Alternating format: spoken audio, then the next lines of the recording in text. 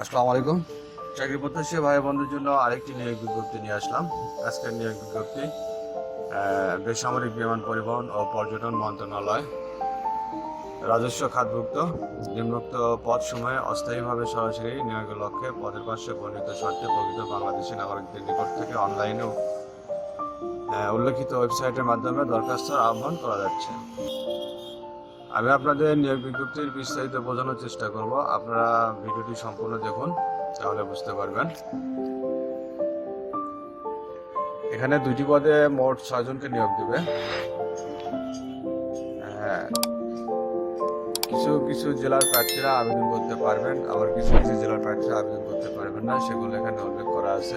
যে সকল জেলার প্রার্থীরা আবেদন করতে পারবেন সেগুলো হলো ঢাকা, গাজীপুর, মানিকগঞ্জ, মুন্সিগঞ্জ, নারায়ণগঞ্জ, নরসিংদী, মাদারীপুর, রাজবাড়ী, শরীয়তপুর, টাঙ্গাইল, ময়মনসিংহ, জামালপুর, চট্টগ্রাম, বান্দরবান, কক্সবাজার, চাঁদপুর, কুমিল্লা, খাগড়াছড়ি, ফেনী, নোয়াখালী, রাঙ্গামাটি, রাজশাহী, জয়পুরহাট, সিরাজগঞ্জ, নাটোর, চাঁপাইনবাবগঞ্জ, বগুড়া, গাইবান্ধা, কুড়িগ্রাম, লালমনিরহাট, নীলফামারী, পঞ্চগড়, ঠাকুরগাঁও, খুলনা, ঝিনাইদহ, মাগুরা, নড়াইল, সাতক্ষীরা, চুয়াডাঙ্গা, কুষ্টিয়া, মেহেরপুর, ঝালকাঠি, পিরোজপুর, বরগুনা, সিলেট, মৌলভীবাজার, সুনামগঞ্জ ও হবিগঞ্জ জেলা।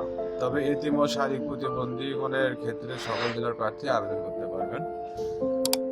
1 নম্বর যে পদটি রয়েছে, পদের নাম কম্পিউটার অপারেটর, বেতন 11,000 থেকে 26,590 টাকা, 13তম গ্রেডে, বয়স 30 বছর, শিক্ষাগত যোগ্যতা অভিজ্ঞতা।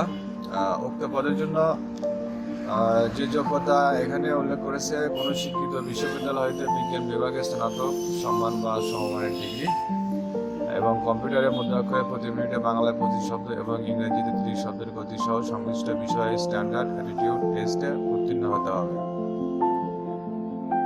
দ্বিতীয় যে পদটি রয়েছে, অফিস সহকারী কাম কম্পিউটার মুদ্রাক্ষরিক, বেতন গ্রেড 16, 9,300 থেকে 22,490 টাকা।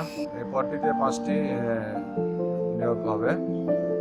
বয়স 30 বছর, তবে বিভাগীয় প্রার্থীর ক্ষেত্রে বয়সসীমা 40 বছর পর্যন্ত শিথিলযোগ্য। এ পদের জন্য শিক্ষাগত যোগ্যতা কোনো স্বীকৃত বোর্ড হতে উচ্চ মাধ্যমিক সার্টিফিকেট বা সমমানের পরীক্ষায় উত্তীর্ণ, কম্পিউটার প্রশিক্ষণপ্রাপ্ত, কম্পিউটারের মুদ্রাক্ষরে সর্বনিম্ন গতি প্রতি মিনিটে ইংরেজি 20 এবং বাংলায় 20 শব্দ, কম্পিউটারে ওয়ার্ড প্রসেসিং সহ ইমেইল, ফ্যাক্স পরিচালনার দক্ষতা অভিজ্ঞতা থাকতে হবে। তো আপনারা আবেদন করার আগে অবশ্যই নিয়োগ বিজ্ঞপ্তি ভালোভাবে পড়ে নেবেন। আবেদন ফর্ম পূরণ এবং পরীক্ষায় অংশগ্রহণের ক্ষেত্রে নিম্নবর্ণিত শর্তাবলী অবশ্যই অনুসরণ করতে হবে। কি সেই শর্তাবলী, সেগুলো আপনারা পড়ে নেবেন। আর আবেদন 1 ফেব্রুয়ারি সকাল 10টা থেকে 28 ফেব্রুয়ারি বিকেল 5টা পর্যন্ত। আপনাকে আবেদন সম্পূর্ণ করার পর পেমেন্ট করতে হবে। এখানে 1 থেকে 2 নং কর্মীদের জন্য পরীক্ষার ফি বাবদ সার্ভিস চার্জ সহ 223 টাকা পেমেন্ট করতে হবে। তবে অবশ্যই সেটা 72 ঘন্টার মধ্যে হতে হবে।